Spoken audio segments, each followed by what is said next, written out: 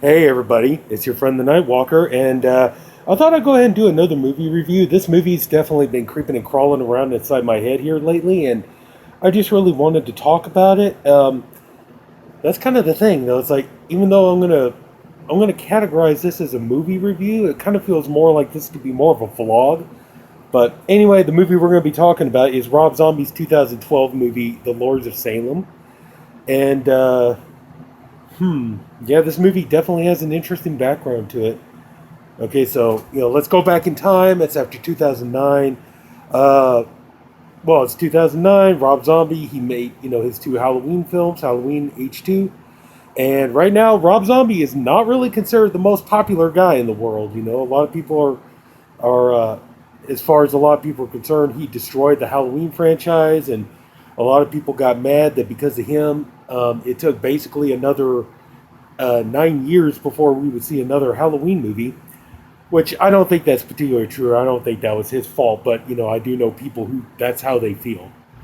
But anyway, in the meantime, Rob Zombie, he kept busy, he kept working on albums, and he I don't know if he approached Oren Pelly and Jason Blum and everything, or they approached him, but apparently one of them approached the other one, and then they decided they wanted to collaborate with Rob Zombie and make a movie, which that's all fine and good. And but see, here is the thing. Now, Rob Zombie, up to this point, he wasn't really known for doing anything. His horror movies were always kind of more based in reality. Even his Halloween movies, he decided, like, one of the first things he decided he was going to do was completely eliminate the entire supernatural element of Michael Myers and make Michael Myers more a real life, just ordinary psychopathic killer. So, yeah, so Rob Zombie didn't exactly have a track record with doing anything in the supernatural, and the problem was when he got hired by Oren Peli and them to make a movie. Here was the problem: the movie had to be supernatural in tone because all of their movies were. These guys were doing like the Paranormal Activity movies and things like that. They produced Insidious and all these other movies. So that's what they were known for. They were known for making movies with a supernatural element to them. And this was something new for Rob Zombie. But, they told Rob Zombie, we want something kind of a ghost story and everything else. Now, amazingly enough, I don't know how long he had been thinking about doing this story, but Rob Zombie, according to him, in magazine articles and things like that, he said that he was in a motel and he was in the bookstore and he found a book about the Salem witch trials, and it piqued his curiosity, and he had been up around the Salem, Massachusetts area, and he decided he was going to take this book and go ahead and read it, and then he started getting the ideas of this story for this movie in his head, and he went ahead, and he went to them, said, I want to make this movie, and they gave him a budget. It wasn't very much. I think it was barely like $2 million, and I think he shot the whole movie like in 18 days. I want to say, but so anyway, and the result is this movie here, The Lords of Salem. Ultimately, what do I think about this movie? I really like this movie. I think this movie is sadly underappreciated. I know a lot of people who, they don't like Rob Zombie anyway. As far as they're concerned, Rob Zombie screwed the Halloween franchise, and that was it. I do know some people who they watch the movie. It's too weird for them. It's just not their cup of tea. And unfortunately, I feel like this movie is so misunderstood. It's definitely one of his more underrated films. And that's the thing though too. It's like this movie. See, I've been saying this. I've been reviewing a number of Rob Zombie's movies already on the Body Bags channel and things like that. And one thing I've always said that, it's like, okay, I like Rob Zombie's movies. Don't get me wrong. I am a Rob Zombie fan. I mean, hell, look at this. Need I say more? I love Rob Zombie. I love his music, love his movies, and everything else. He makes more movies. I'm going to watch them. He makes more albums. I'm going to buy them. I'm going to listen to them. But the only thing is, though, it's like when it comes to his movies, usually his movies are always, like I said, they're more steeped in reality. Usually his movies are about serial killers and psychopaths and things like that. I really, really would like to see him branch out into more movies kind of like this. Movies with more of a supernatural element to them. Now, this movie is obviously it's about witches and witchcraft and things like that. I would like to see him do a straight up haunted house story. You know, a haunted house, a haunted hospital, a haunted motel. I don't care. You know, I would like to see him do a ghost story. That'd be interesting. I would like to see him do, okay, if he decided I'm going to do a werewolf movie, so I'm going to take my little 3-minute trailer of Werewolf with Me, the SS, and turn it into a movie, fine, go for it. Because I would love to see Rob Zombie do a werewolf film. And if he doesn't want to do that as a werewolf film, if he has an idea for another werewolf film, good, go ahead, do it. I'll watch it. Even though I'm sure some people will probably say that Wolf Cop and Bubba the Redneck Werewolf, probably people will be like, well, that's a Rob Zombie werewolf movie right there. But, or other things too. I'd like to see him do a vampire movie, something. Ghosts, vampires, werewolves, zombie. Hell, his last name is Zombie, for crying out loud. I would love to see a Rob Zombie movie. What would his take on a zombie movie be? I would like to see that. But anyway, so, but that's the thing that, kind of bugs me. Is like with this, we got a little something different. And unfortunately, this movie it did not gel with anybody. This movie has very, very few fans. I'm one of the few. But the story is pretty much, it's a simple story. And that was one of the things, too, is a lot of people didn't like this movie because they felt it was too difficult to understand. So much to the point that Rob Zombie wrote a novelization of this movie to, for people who didn't understand where the movie was going. But to me, the movie seemed like it was basic enough. It was simple enough to follow the premise. The story is, you have witches that were, being, burned and hung during the Salem witch trials and things like that. And then the main one, I believe her name was Margaret Morgan. Margaret Morgan? I think so. Anyway, she's, she was accused of witchcraft and she's going to be, executed. The man signing her death warrant originally was supposed to be Richard Lynch because Richard Lynch worked with Rob Zombie before, but unfortunately Richard Lynch passed away. And so he went and he got 70s veteran character actor Andrew Prine, which actually was a really nice touch for this movie, and I'll get to that in a little bit. But so she's she's killed, and then years later, and that's the thing though too. There are so many elements to this movie. I really will. That's another thing that bothers me so much about this movie is that there's no bonus features except for a commentary by Rob Zombie, and that's it. That's all we get. I would love to see an ultimate edition of this movie, which I don't think we're ever going to get. I think this is probably it. The movie missed the mark with too many people, so I don't think we're ever going to see this ultimate edition. But you come to find out, like, for one thing, you got two witch hunting brothers in the movie that was played by Michael Berryman and the late, great Sid Haig. Now, if there's more footage of the two of them in this movie, I would love to see that at some point. I would love to see, what happened to that footage.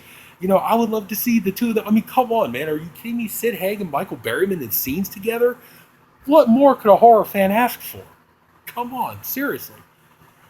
And also, too, there's talk of a film that was meant to play within the film. A film within the film with this. I think what was it called? Frankenstein Meets the Witch Hunter or something like that. And that was supposed to have... And apparently Zombie shot all this footage, and it had Udo Kier in it, Camille Keaton from I Spit on Your Grave. Who else was in there? Oh, God. Oh, there was somebody else. I'm sorry. The name escapes me now, but, it's like, yeah, it's like, oh, man, there was so much more to this, And, but anyway, so now, it goes to modern time, and we have Heidi Hawthorne, who is played by Sherry Moon Zombie.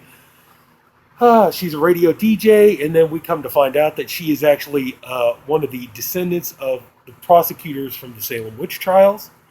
And, so everything just kind of seems normal. And at first, this is actually like Rob Zombie's kind of saddest film, because in the beginning of the movie, we have Heidi. She's, a nice, likable girl. She's upbeat. She's got her demons, though. She's had problems with drugs, things like that. So she's dealing with some stuff. But then, so she works as a radio DJ with the two Hermans. One Herman is played by Jeff Daniel Phillips. The other one is played by, the great Ken Foree, who, I'm sure Ken Foree had to be happy that his character survived in this movie, Because that's one thing I always heard is supposedly that's like a thing with Ken Foree is that whenever he takes on a role and if his character is written in the script that his character is going to die, he always tries to champion for his character to survive. Like he did it with Rob Zombie in Devil's Rejects, and he's done it before on other projects and stuff. And a couple of times it worked because he was able, him and other people were able to get George Romero to let his character live at the end of Dawn of the Dead. And apparently his character in Leatherface Texas Chainsaw Massacre 3 was so well liked that they reshot the ending, so that his character could survive at the end. So, and he was probably happy that he finally got to play a character again that doesn't get killed in the movie. But anyway, so they're doing their regular DJ thing and stuff, and they're interviewing. I believe the character's name is Daniel Mathias, who's played by Bruce Davison, who Willard. Oh my God, this guy's been in more horror movies and stuff than you can count. But anyway, he's done a lot of research on the Salem witch trials and things like that, and so he's written a book. He's very knowledgeable, things like that, and he's kind of curious about Heidi and her history towards Salem. But see, at the same time, though, too, is Heidi ends up getting a record. No return address, nothing like that. And the record comes from, they just think it's a band. It's like a band trying to promote an album. And they're called the Lords. And so at first, Herman's like, Kim Foree, he's all like, oh, whatever. And Heidi, she's like, okay, Mr. Negative, I'll take it home and listen to it, see if it's any good. So her and the other Herman, Jeff Daniel Phillips, they go to her place. They're listening to music. She's making the pancakes and stuff like that. So he decides he's going to go ahead and put the record on, and the record has a really bad effect on Heidi. And it's like she's getting sick and nauseous, and her head's hurting and things like that, and everything else. And from that moment on, for the rest of the movie, the weird things start to happen. And I know what you're probably thinking. If you've seen the movie before, this is definitely gonna make you think of that movie Trick or Treat, the one that with Mark Price from Facts of Life Family Ties, and has a little cameo by Gene Simmons, a cameo by Ozzy Osbourne. So it's definitely gonna put you in mind of that movie. But anyway, so they decide that they're gonna go ahead and they're gonna play this album, and then they start doing it, and then ultimately, like just about all the women in Salem start having this weird effect. They start, having this. They start like just getting zoned out when they hear this music. It puts them into trance. But the thing is like the minute that Heidi hears the music, it has a devastating impact on her life. Her life completely starts to fall apart. She starts seeing things. She starts hearing things. You have her landlord, played by Judy Gleason, and her two sisters. One is Patricia Quinn from the Rocky Horror Picture Show, played Magenta. And then the other one is Dee Wallace. We all know who Dee Wallace is. Howling, Cujo, E.T., you name it. So anyway, but we start to realize, though, is that Heidi is starting to be manipulated by the record, by things that she's seeing, the hallucinations and things like that she's going through. And it's starting to be really chilling and stuff. But then we come to realize that this movie, or that she's being summoned because of what her ancestors did, because of her ties to her ancestors. She is picked by Lucifer himself to basically bear the child of the Antichrist and give birth to him. And so then you got Bruce Davison's character who, spoiler alert, it doesn't pan out, but, he does try to save Heidi before it's too late. He realizes something is really wrong, something is amiss. And in a really brutal scene with Davison and Judy and Dee Wallace and Patricia Quinn, he doesn't make it. And then little bit by little bit, she keeps seeing things more and more. And the character of Herman that Jeff Daniel Phillips plays, he's clearly in love with her. He clearly wants to help her in any way that he can. He wants to save her.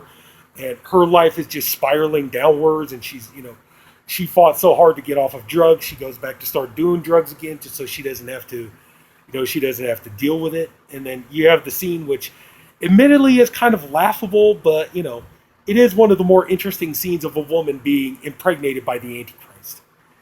And so I'm not going to give too much away about that, but still, But anyway, there turns out there's supposed to be this concert of the Lords, which now Heidi has just dubbed them the Lords of Salem, and so she goes. They're going to this concert venue and things like that, and she goes in, and then she leaves both of the Hermans outside, and just as she's shutting the door, she sees Jeff Daniel Phillips' character goodbye, and she's and he's like, "Wait a minute, what?" And she shuts the door, and then her and then all these other women from Salem who are basically, it's revealed later that they're all descendants of accusers and prosecutors in the Salem witch trials and things like that. And then you got Mary Morgan, I believe that's the character's name, that Meg Foster plays. And Meg Foster looks absolutely chilling as the witch. I mean, she looks super creepy in this.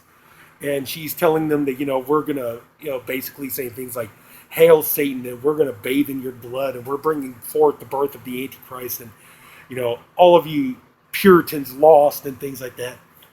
And then, Heidi realizes now she is going to give birth to the Antichrist.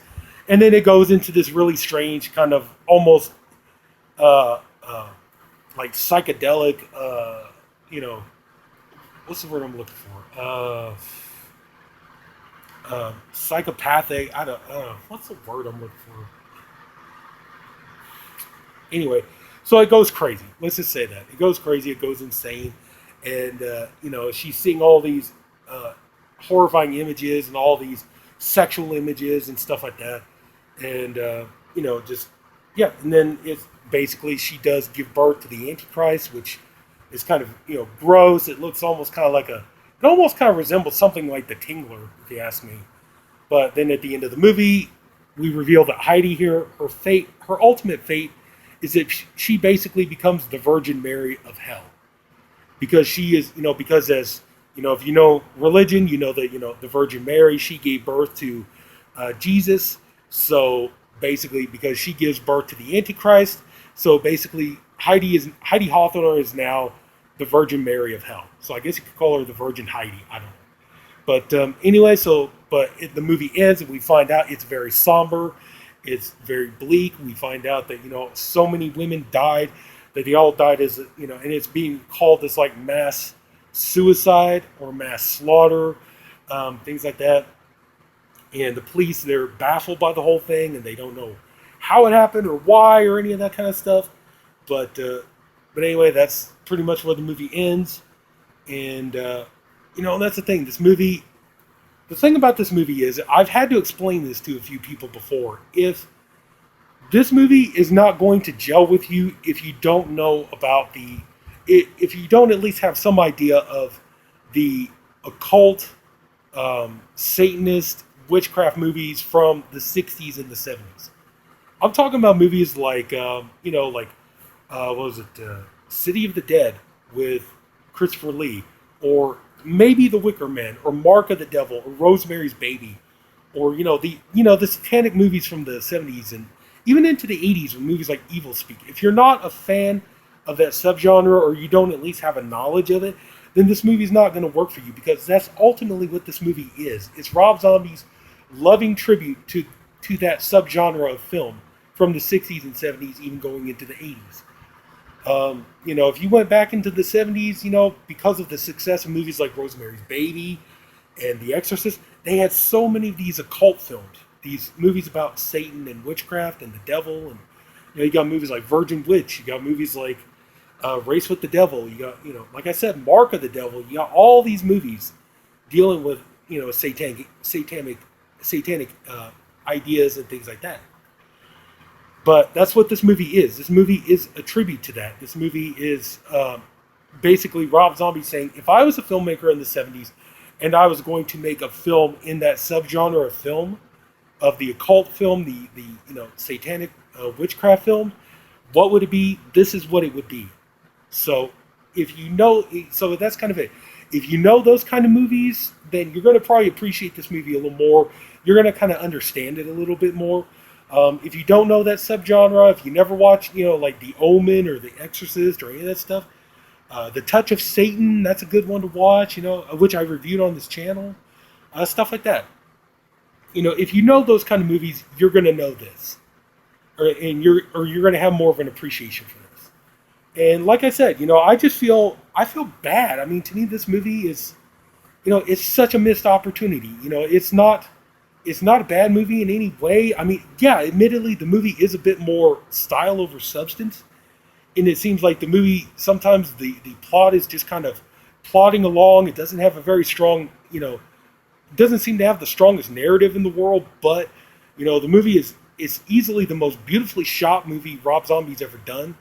And people have all said, oh, it recalls images of like Suspiria, Argento films, things like that, films of Kubrick, things like that. And this movie it truly is his most beautifully shot film, which it would be nice to see more of those. Because if you watch Rob Zombie movies, his movies are very kind of handheld, meant to look like a documentary, very shaky cam, kind of you are there kind of a look. Whereas this movie, the camera is always static and set up and everything. And but yeah, this movie looks beautiful. The music score by unfortunately, this is the one, except for one or two songs, this is the one movie that Rob Zombie didn't really, have a big, huge soundtrack on. If you watch a lot of his movies, usually his movies always have some of the best soundtracks. Devil's Rejects, Halloween, Halloween 2, 31, his movies have great, great soundtracks. Unfortunately, this one here doesn't have much in the way of songs. However, the orchestral score that John Five did is flawless. It's beautiful. It fits the tone of the movie perfectly. He does a great job. Even though there are no, I'm sorry. I was thinking about 31. Okay, I'm sorry. But anyway, though, just overall, I mean, I'm really disappointed that this movie didn't do better. And, like I said, when you hear all these things, you hear about, like, there might have been more footage with Sid Haig and Michael Berry that now we're probably never going to see. Which, now, especially now that Sid Haig is gone, yeah, you would really like to see that. This whole Frankenstein meets the witch hunter thing. It's like, oh my God. I would love to see that. I would love to see, if that footage could ever be made available, I would love to see like an extended cut of this movie, if that was to ever happen, which I doubt it will, but, or at least, at some point, maybe, hopefully, somebody, I don't care who, I don't care if it's Arrow or, Scream Factory, Vinegar Syndrome, I don't care. Maybe somebody can get a hold of this. Maybe they could get a hold of any footage or anything like that. Maybe we could get like a deluxe edition of this movie at some point. I would really hope for that to happen, but yeah, I mean, that's the thing, I love this movie. I think it's really good. I think it's really sad that this movie didn't catch on. I think it's a really good effort by Rob Zombie. Yeah, I mean, and that's like another thing too. There's not as much swearing in this movie, That's like one thing everybody's always argues, because it's like, that's the sad part. Nobody goes to see this movie, and yet this is like the movie everybody says they wish Rob Zombie would make. A movie that's not all handheld shaky cam stuff. That's what this is. A movie where Rob Zombie tries a little something different than Devil's Rejects. This is what this is. A movie where, not every other word is fuck. And, it's like people actually speak real dialogue instead of just, fucking, fucking, fucking, and fucking shit. That's what this is. That's what this movie is, And so I say, I hope that at some point we do. I hope that at some point, I mean, don't get me wrong, I love all Rob Zombie's other movies, I really do, but I really would like to see him branch off into more subgenres of film, and I really hope that we get that to happen. And, oh man, I mean, if you're a fan of, like, if you like Rob Zombie, even if you're not the biggest fan of Rob Zombie movies, but if you're a fan of occult films and movies about Satanism and witchcraft and all that kind of stuff, give this movie a try. It's really, really good. I really like it, so. But anyway, yeah, I think I've rambled on about that long enough. I just wanted to speak my piece about this. I just feel like this movie's so overrated, or not over, but underrated. Underrated. I would really like to see this movie get more love and appreciation than it ever gets, but it is what it is. But it's a good film, and I highly recommend it. So anyway, yeah, that's pretty much going to do it. So if anybody took the time to watch all this, I thank you for doing it. I appreciate you for doing it. Thank you for hanging out with me and listening to me babble about this movie I love. Hopefully you liked this video. If you did, please like. If you haven't already, please go ahead and subscribe. And that's it. I'm your friend, the Night Walker, and I'll see you out and about, walking about some night.